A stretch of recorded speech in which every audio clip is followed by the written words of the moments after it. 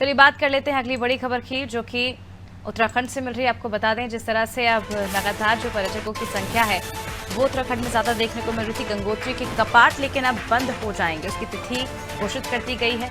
शीतकाल में 4 धाम के कपाट बंद हो गए। 6 महीने बाद श्रद्धालु एक बार फिर दर्शन कर सकेंगे। तो बता दें, उत्तराखंड में 4 धाम यात्रा इस समय पूरे चरम पर है और जहां हर रोज एक नया रिकॉर्ड बन रहा है। मानसून खत्म होने के बाद एक बार फिर से श्रद्धालुओं की संख्या में बढ़ोतरी हो रही है। चलिए ज्यादा जानकारी के लिए रुख करते हैं संवाददाता सोनू सिंह की। और सोनू, जिस तरह से कहा जा रहा है कि अब जल्द ही जो कपाट है वो बंद कर दिए जाएंगे 4 धाम यात्रा के, और अब उसके बाद फिर 6 महीने का और इंतजार करना पड़ेगा भक्तों को।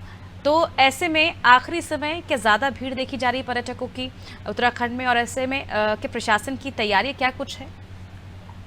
देखिए, प्रशासनिक अमला लगातार तैयारी कर रहा है, क्योंकि कुछ समय पहले की अगर हम बात करें तो जिस तरह से बारिश का कहर देखने को मिला, उस दौरान जो है वो यात्रा उस लिहाज से संचालित नहीं हो पाई जो होनी चाहिए थी।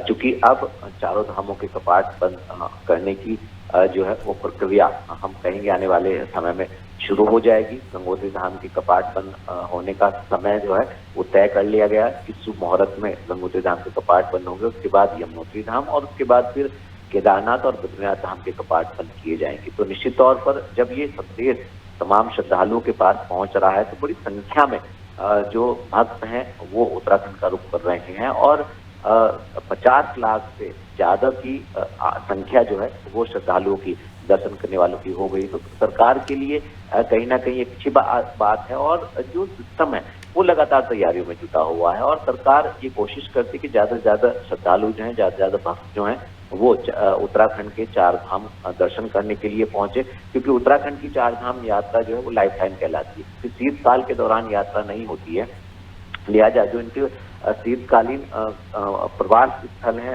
चारों धामों के, वहां पर पूजा अर्चना जरूर की जाती है नियमित रूप से।